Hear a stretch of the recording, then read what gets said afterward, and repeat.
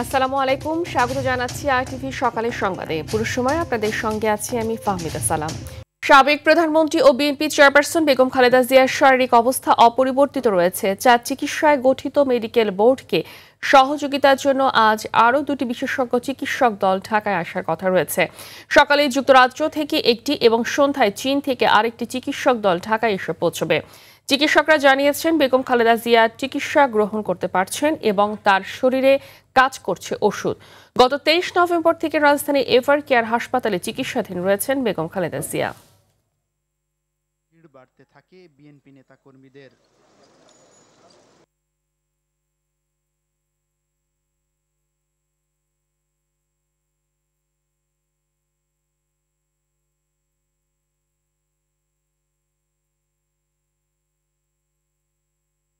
দর্শক, এই মুহূর্তে রাজধানী এভার কেয়ার হাসপাতালের সামনে থেকে সরাসরি যুক্ত হচ্ছেন সহকর্মী রুদ্র রফিক। খালেদা জিয়ার স্বাস্থ্যের অবস্থা নিয়ে ডাক্তার জাহিদ আজ কোনো আপডেট দিবেন কিনা জানাবেন, এবং সর্বশেষ কি তথ্য আছে?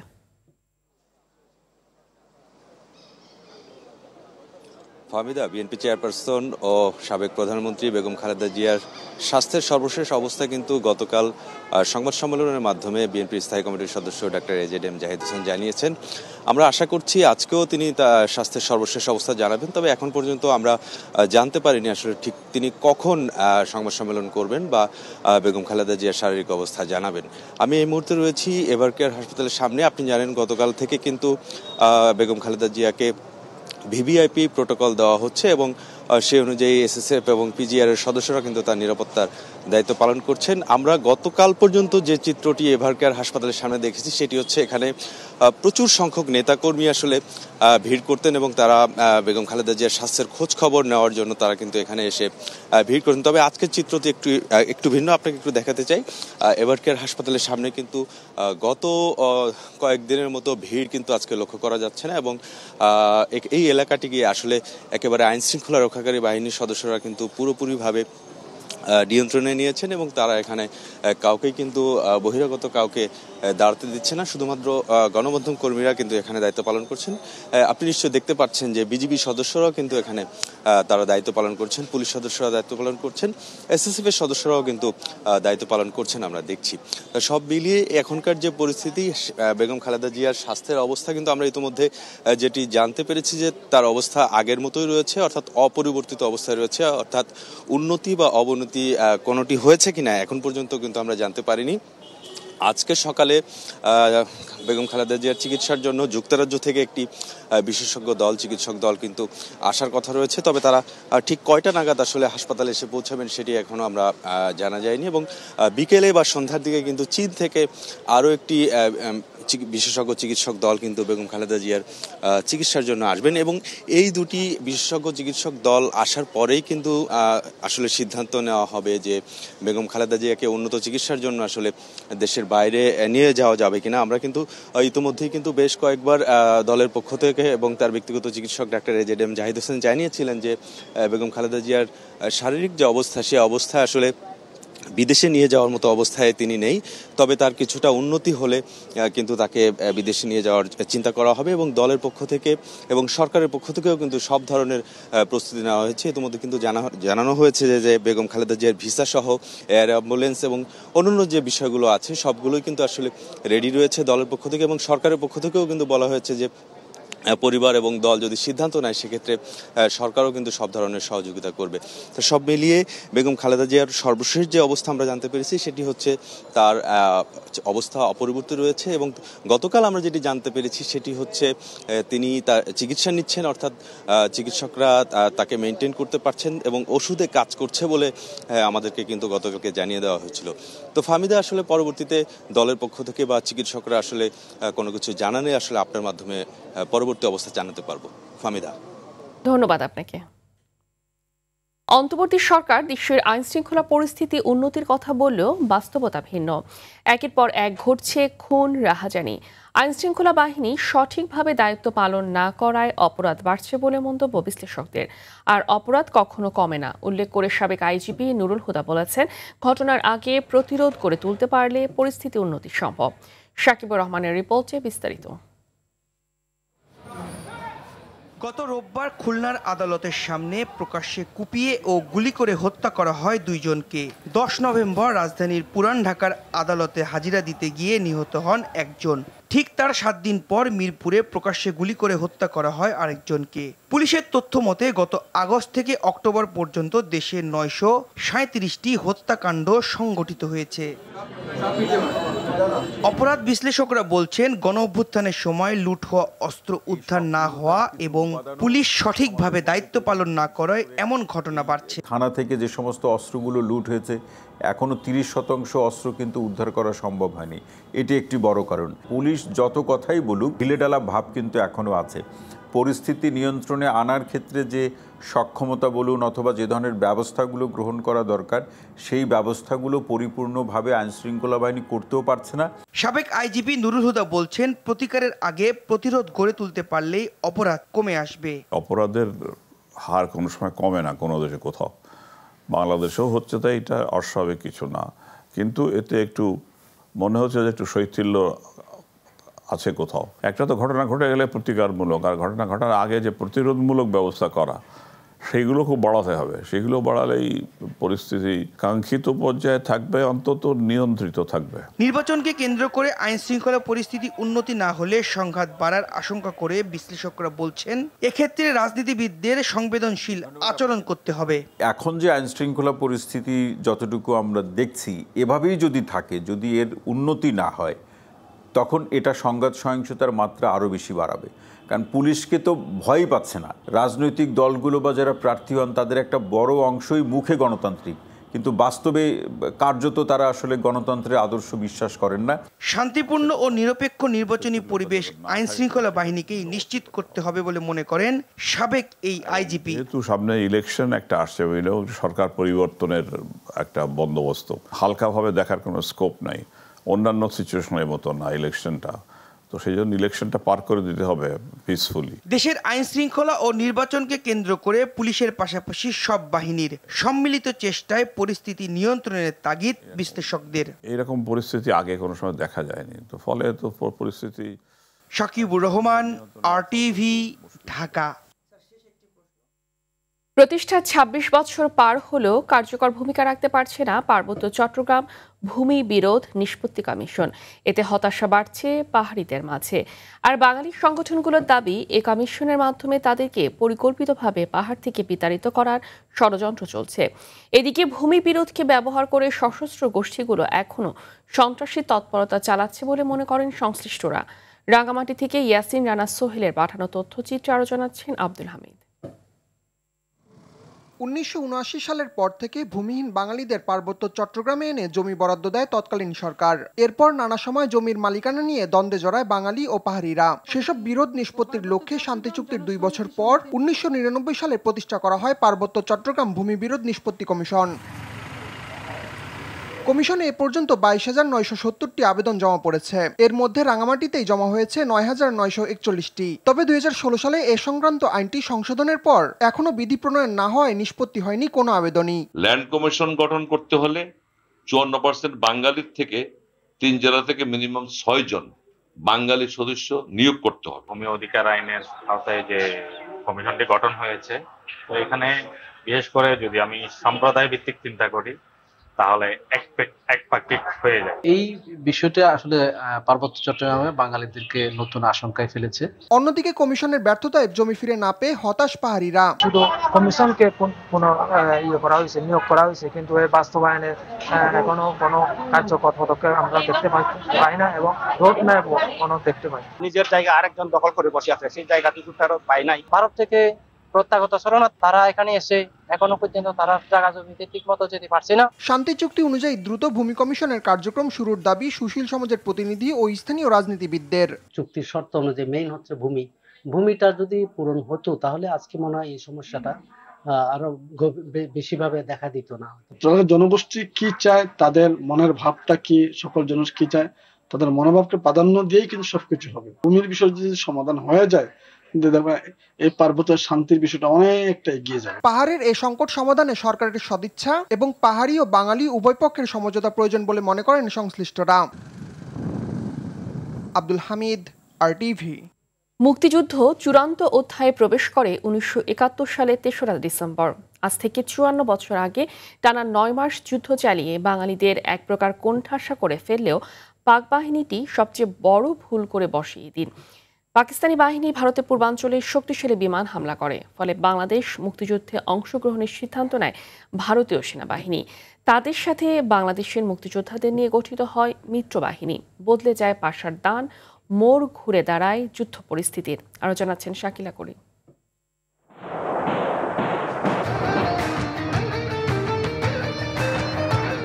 রক্তস্নাত ইতিহাসের স্তম্ভ ৭১-এর সংগ্রাম। ৩০ লাখ শহীদের প্রতি ফোঁটা রক্তবিন্দুতে লেখা হয় স্বাধীনতার দলিল। যুদ্ধের প্রায় শেষ ভাগে এসে পাক বাহিনী চালায় নারকীয়তার তাণ্ডব, যেখানে প্রতি মুহূর্তে রচিত হয় মৃত্যুর মিছিল আর বিভীষিকা। দেশ স্বাধীনের শেষ মুহূর্তে এসে যুদ্ধের কৌশল পাল্টায় পাকিস্তান। ৩ ডিসেম্বর বাংলাদেশ সময় বিকেল ৫টা ১৭ মিনিট ভারতের শ্রীনগর, যোধপুর সহ ৭টি স্থানে একযোগে হামলা চালায় পাকিস্তানি বিমান বাহিনী। এর পরপরই ভারতের তৎকালীন প্রধানমন্ত্রী ইন্দিরা গান্ধী ভারতীয় সেনাবাহিনীকে পূর্ব পাকিস্তানে হামলা চালানোর নির্দেশ দেন। ঘোষিত হয় বাংলাদেশ ভারত যৌথ কমান্ডো, যেন নিজেই ভারতকে সরাসরি মুক্তিযুদ্ধে অংশ নিতে উস্কে দিল পাকিস্তান। উদ্দেশ্য ছিল এই ইস্যুটাকে আন্তর্জাতিকীকরণ করে ফেলা এবং আমাদের মুক্তিযুদ্ধ যে এই দেশের জনগণের যুদ্ধ, এইখান থেকে মনোযোগটা অন্য জায়গায় শিফট করে নেওয়া। সুতরাং ভারতবর্ষ তার অরিজিনাল পজিশন সেইটাকে চেঞ্জ করলো এবং এই যুদ্ধে পাকিস্তান এই আক্রমণের মুখে সে পাকিস্তানের বিরুদ্ধেও একই সঙ্গে যুদ্ধে নেমে গেল। এ ঘটনায় বদলে যায় প্রেক্ষাপট, যুদ্ধরত মুক্তিযোদ্ধাদের শক্তি আরও তীব্র হয়ে ওঠে। আমাদের মনোবল সৃষ্টি হয়েছিল বাংলাদেশের জনগণ যে আমাদের সঙ্গে একসঙ্গে লড়াই করছে। আমরা তো গেছি এরকমভাবে যে আমাদের যে কোনো সময় মৃত্যু হতে পারে। হ্যাঁ, তা আমরা দেশের জন্য উৎসর্গ করার চিন্তা নিয়েই তো আমরা গিয়েছি। পাকিস্তানের উদ্দেশ্য ছিল মুক্তিযুদ্ধকে পাক ভারতের মধ্যকার যুদ্ধ বলে চালিয়ে দেয়া। তবে তৎকালীন পরাশক্তি সোভিয়েত ইউনিয়ন জানায় বাংলাদেশ সম্পূর্ণ স্বাধীন না হওয়া পর্যন্ত নিরাপত্তা পরিষদে যে কোনো যুদ্ধবিরতির প্রস্তাবের বিরুদ্ধে তারা ভেটো দেবে। জাতিসংঘে একটা প্রস্তাব পেশ করা হয় যে যুদ্ধবিরতির প্রস্তাব। যুদ্ধবিরতি হলে পরে অবস্থাটা দাঁড়াতো যে যেখানে আছে সেখানে থাকতে হবে। তার মানে পাকিস্তান হানাদার বাহিনী যেটুকু দখল করে আছে সেই দখলটা আমাদের মেনে নিতে হবে। সোভিয়েত ইউনিয়ন সিকিউরিটি কাউন্সিলের মেম্বার হিসেবে সে ভেটো দেয়। ভেটো দেওয়ার ফলে এই ষড়যন্ত্র কিন্তু কার্যকর হতে পারে। ৩ ডিসেম্বর দুপুর ১২টার দিকে বরগুনা শত্রুমুক্ত হয়। এদিন মুক্তিযোদ্ধারা নোয়াখালীর মাইজদি, সোনাইমুড়ি, কুমিল্লার মিয়াবাজার দখলদার মুক্ত করে। বিজয়ের পথে আরও এক ধাপ এগিয়ে যায় বাঙালিরা। শাকিলা করিম, RTV, ঢাকা। পাবনার ঈশ্বরদীতে ৮টি কুকুরছানা বস্তায় ভরে পানিতে ডুবিয়ে হত্যার ঘটনায় নিশি রহমান নামে এক নারীকে গ্রেফতার করেছে পুলিশ। গেল রাত ১:৩০টার দিকে ঈশ্বরদী শহরের ভাড়া বাসায় অভিযান চালিয়ে তাকে গ্রেফতার করে ঈশ্বরদী থানা পুলিশ। উপজেলা প্রাণী সম্পদ কর্মকর্তা আকলিমা খাতুন বাদী হয়ে নিশি রহমানকে একমাত্র আসামি করে মামলা দায়ের করেন। বিষয়টি নিশ্চিত করেছেন ঈশ্বরদী সার্কেলের অতিরিক্ত পুলিশ সুপার প্রণব কুমার। এর আগে কুকুরছানাগুলো ডাকাডাকিতে বিরক্ত হয়ে গত ৩০ নভেম্বর বিকেলে ৮টি কুকুরছানাকে একটি বস্তায় বন্দি করে উপজেলা পরিষদের কম্পাউন্ডের পুকুরে ডুবিয়ে হত্যা করেন আসামি নিশি রহমান।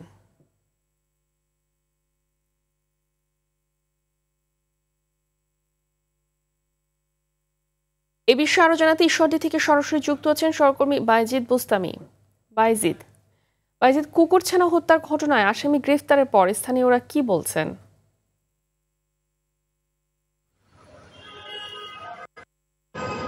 ফাহমিদা, ধন্যবাদ। এই যে কুকুরছানাগুলোকে বস্তায় ভরে পানিতে ডুবিয়ে হত্যা করা হয়েছে, এই ঘটনাকে কেন্দ্র করে ঘটনার পর থেকে দেশ জুড়ে ব্যাপক আলোচনা, সমালোচনা এবং আলোড়ন সৃষ্টি হয়।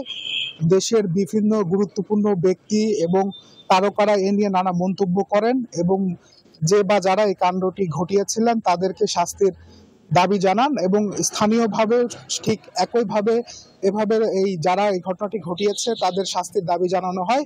তো গতকালকে রাতে উপজেলা প্রাণী সম্পদ কর্মকর্তা আকলিমা খাতুন বাদী হয়ে ঈশ্বরদী থানায় একটি মামলা দায়ের করেছেন। আমি এই মুহূর্তে ঈশ্বরদী থানায় আছি এবং সকালবেলা আমার সাথে কথা হয়েছে অতিরিক্ত police super Ishwardi circle Pranab কুমারের সাথে। তিনি জানিয়েছেন যে গতকালকে মামলা দায়েরের পর রাত 1:30টার দিকে অভিযান চালিয়ে পুলিশ ঈশ্বরদী শহরের রহিমপুর এলাকায় একটি ভাড়া বাসা থেকে সেই মামলার একমাত্র আসামি নিশি রহমানকে গ্রেপ্তার করে। নিশি রহমান ঈশ্বরদী উপজেলার যিনি ক্ষুদ্র কৃষক উন্নয়ন ফাউন্ডেশন রয়েছে সেই অফিসের কর্মকর্তার স্ত্রী। তো আমরা জেনেছি যে এর মধ্যে এজাহার সূত্রে গত রবিবার থেকে এই কুকুর ছানাগুলো নিখোঁজ ছিল এবং সোমবার সকালে এই কুকুর ছানাগুলোর পুকুরে ডুবিয়ে মেরে ফেলার সন্ধান পাওয়া যায় এবং তখন কুকুর ছানাগুলো উদ্ধার করা হয় এবং এরপর থেকেই সামাজিক যোগাযোগ মাধ্যম সহ গণমাধ্যম, বিভিন্ন পত্রিকা, ইলেকট্রনিক্স, প্রিন্ট মিডিয়া সংবাদ প্রচারের পর এটি আলোচনা সমালোচনার তুঙ্গে ওঠে এবং যখন গতরাত্রে আসামি গ্রেপ্তার হয়েছে এরই মধ্যে এই খবরটি প্রকাশ হতে শুরু করেছে এবং শুরু হওয়ার পর আমরা স্থানীয়দের প্রতিক্রিয়া পেয়েছি। অনেকে এ বিষয়ে সন্তুষ্টি প্রকাশ করেছেন, সরকারকে, আইন শৃঙ্খলা বাহিনীকে এবং সংশ্লিষ্ট সকলকে ধন্যবাদ জানিয়েছেন এই বিষয়টি নিয়ে আইনি পদক্ষেপ নেওয়ার ফলে। ঈশ্বরদীর যিনি উপজেলা প্রাণী সম্পদ কর্মকর্তা রয়েছেন তিনি জানিয়েছেন যে এই ঘটনাটি প্রকাশ হওয়ার পরে তাকে ঢাকা থেকে উপদেষ্টার ফোন করেছেন এবং তিনি মামলা দায়ের করেছেন। তো এই ঘটনায় যখন আসামি গ্রেপ্তার হয়েছে, নিশি রহমান যখন গ্রেপ্তার হয়েছেন তখন থেকেই আমরা দেখছি যে বেশ সমালোচনা যেটি ছিল সেটি অনেকটা মুছে যেতে শুরু করেছে এবং সবাই খুশি হয়েছেন এবং সবাই বলছেন যে তার শাস্তি যেন নিশ্চিত করা হয়। তো ফাহমিদা ঈশ্বরদী থেকে কুকুরছানা হত্যার ঘটনায় যে আসামি গ্রেপ্তার হয়েছে এটি নিয়ে আমার কাছে এখন পর্যন্ত ছিল এই সর্বশেষ খবর।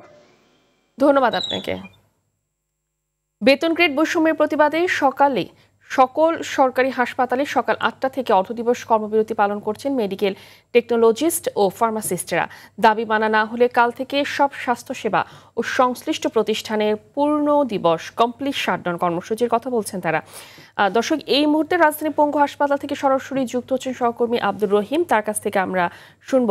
রহিম, আন্দোলনের ফলে রোগীদের ভোগান্তি হচ্ছে কিনা এবং দাবি আদায় টেকনোলজিস্ট ও ফার্মাসিস্টরা কি বলছেন, তাদের কর্মসূচি কি দাঁড়াবেন?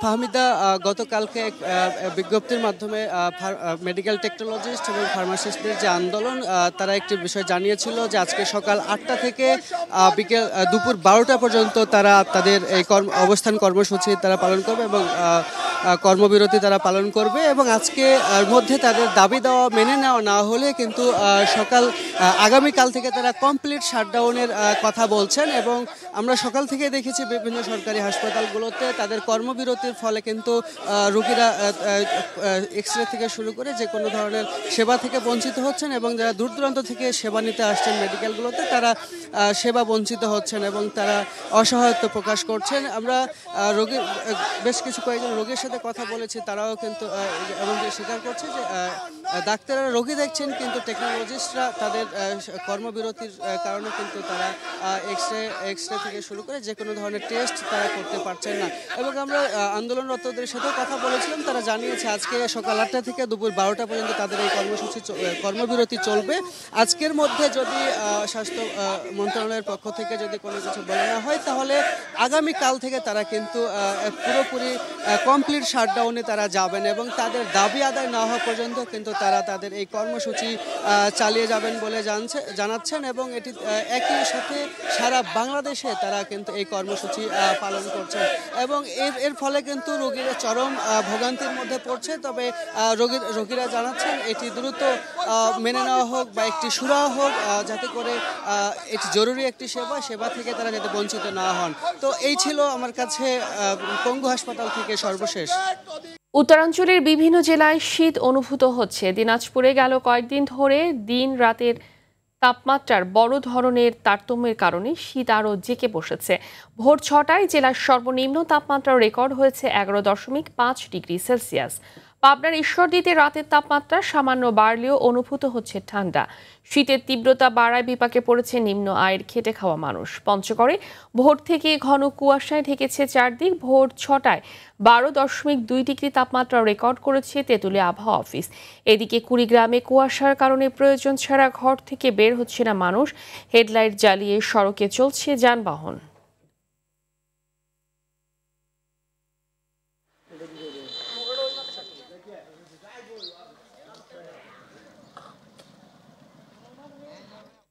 শীত নিয়ে আরো জানাতে পঞ্চগড় থেকে সরাসরি যুক্ত হচ্ছে সহকর্মী মোহাম্মদ হারুনুর রশিদ। হারুন, সপ্তাহ জুড়ে তো পঞ্চগড়ে 11 থেকে 13 ডিগ্রির মধ্যে তাপমাত্রা ছিল, তো জনজীবনে এর প্রভাব কতটা দেখছেন? জি ফাহমিদা, প্রথমেই আপনাকে জানিয়ে রাখি যে উত্তরের এই জেলা কিন্তু হিমালয়ের কাছাকাছি হয়। এখানে শীত কিন্তু আগে ভাগে আসে এবং শীত কিন্তু সবার পরেই বিদায় নেয় এখানে। তো আমরা দেখেছি যে এখানে হেমন্তের শুরুতেই কিন্তু শীতের আমেজ দেখা দিয়েছিল, শীতের আগমনী বার্তা দেখাচ্ছিল। আমরা আজকে অগ্রহায়ণের মাঝামাঝি এসে দেখি যে শীত কিন্তু বাড়ছে এবং কনকনে ঠান্ডা কিন্তু অনুভূত হচ্ছে এখানে কয়েকদিন থেকে। আমরা আজকে ভোর থেকে দেখেছি যে ঘন কুয়াশায় ঢেকেছিল চারদিক, সেই সাথে কিন্তু এখানকার রাস্তাঘাট এবং গাছপালা কিন্তু টিপ টিপ করে কুয়াশা এবং শীত পড়া কিন্তু এখানে ভিজে যাচ্ছে। সকালে আমরা দেখেছি যে যানবাহনগুলো কিন্তু হেডলাইট জ্বালিয়ে চলছে যানবাহন। আমরা দেখেছি যে সকাল থেকে এখানে যে ছিন্নমূলে অসহায় এবং খেটে খাওয়া যারা মানুষ আছে তারা কিছুটা দুর্ভোগে আছেন। কিছু কিছু জায়গায় আমরা দেখেছি যে শীত নিবারণের জন্য কিন্তু আগুন জ্বালিয়ে শীত নিবারণের চেষ্টা করছে। সেই সাথে কিন্তু আমরা রাস্তাঘাটগুলোতে জনসমাগম অনেকটা কম দেখেছি সকালবেলায়। তো এখন পর্যন্ত যদি বলি শীতের প্রভাব এখানে জনজীবনে পড়েছে, বিশেষ করে শীতের পোশাক ছাড়া কিন্তু ঘর থেকে বের হওয়া যাচ্ছে না। আমরা শীত মোকাবেলার জন্য এখানে বরাবরই প্রশাসন কিন্তু ব্যবস্থা গ্রহণ করে থাকে। এবারও আমি কথা বলেছি পঞ্চগড় জেলা প্রশাসক কাজী সাইমুজ্জামানের সাথে, তিনি কিন্তু জানিয়েছেন যে এখানে 6,50,00,000 টাকার একটা ত্রাণ ও দুর্যোগ মন্ত্রণালয়ে শীত বস্ত্রের জন্য চাহিদা পাঠানো হয়েছে। এর মধ্যে 30 লাখ টাকা বরাদ্দ পেয়েছে। সেই বরাদ্দ থেকে 30 লাখ টাকার কম্বল 5 উপজেলায় বিতরণ করা হয়েছে। তো এখন পর্যন্ত আমরা দেখেছি যে শীত কনকনে শীত পড়ছে এবং সেই সাথে ঘন কুয়াশা রাত থেকে ঘন কুয়াশা শুরু হয়, এটা কিন্তু সকাল পর্যন্ত থাকে। এই ছিল আমার কাছে পঞ্চগড় থেকে শীত নিয়ে সর্বশেষ পরিস্থিতি। ফাহমিদা, ধন্যবাদ আপনাকে। দিনাজপুরের নবাবগঞ্জে শর্ট সার্কিটের আগুনে 7টি গরু এবং এক বৃদ্ধা দগ্ধ হয়ে মারা গেছেন। সে সাথে পুড়ে গেছে 11টি বাড়ি। গেল রাতে জেলার নবাবগঞ্জ উপজেলার মহারাজপুর গুচ্ছ গ্রামে এই ঘটনা ঘটে। স্থানীয়রা জানায় সন্ধ্যার পরই হঠাৎ এক বাড়িতে শর্ট সার্কিট থেকে আগুনের সূত্রপাত হয়। মুহূর্তের মধ্যে আগুন পাশের ঘরগুলোতে ছড়িয়ে পড়ে। আগুন নেভাতে স্থানীয়রা এগিয়ে এলেও তা দ্রুত নিয়ন্ত্রণের বাইরে চলে যায়। খবর পেয়ে ফায়ার সার্ভিস ঘটনাস্থলে পৌঁছে আগুন নিয়ন্ত্রণে আনলেও ততক্ষণে 11টি বাড়ি পুড়ে ছাই হয়ে যায়। এ ঘটনায় উপজেলা নির্বাহী কর্মকর্তা ঘটনাস্থল পরিদর্শন করেছেন এবং সহযোগিতা করার আশ্বাস দিয়েছেন। দেশে প্রথমবারের মতো অনুষ্ঠিত হলো মানব জিন সিকোয়েন্স বিশ্লেষণ এবং AI ভিত্তিক স্বাস্থ্যসেবা নিয়ে বিশেষ সেমিনার। রাজধানীর একটি হাসপাতালে আয়োজিত অনুষ্ঠানে এ নিয়ে নানা তথ্য তুলে ধরেন আন্তর্জাতিক খ্যাতিসম্পন্ন জিন বিজ্ঞানী ডক্টর আবেদ চৌধুরী এবং শাহজালাল বিজ্ঞান বিশ্ববিদ্যালয়ের প্রফেসর ডক্টর মোহাম্মদ সাকিনুর ইসলাম মণ্ডল। সেমিনারে দেখানো হয় উন্নত এই প্রযুক্তি কিভাবে ভবিষ্যৎ স্বাস্থ্য ঝুঁকির পূর্বাভাস, প্রতিরোধ এবং সিদ্ধান্ত গ্রহণে সহায়তা করে। এছাড়া থ্যালাসেমিয়া গর্ভবতী মায়ের রক্তের নমুনা বিশ্লেষণ করে গর্ভের শিশুর থ্যালাসেমিয়া নির্ণয়ের সর্বাধুনিক পদ্ধতি উপস্থাপন করা হয়। এ সময় উপস্থিত ছিলেন BMJPর সহসভাপতি RK মণ্ডল সহ আরও অনেকে। সকালের সংবাদ এ পর্যন্তই। মধ্যাহ্নের সংবাদ দুপুর 12টায় দেখার আমন্ত্রণ রইল। ধন্যবাদ সবাইকে।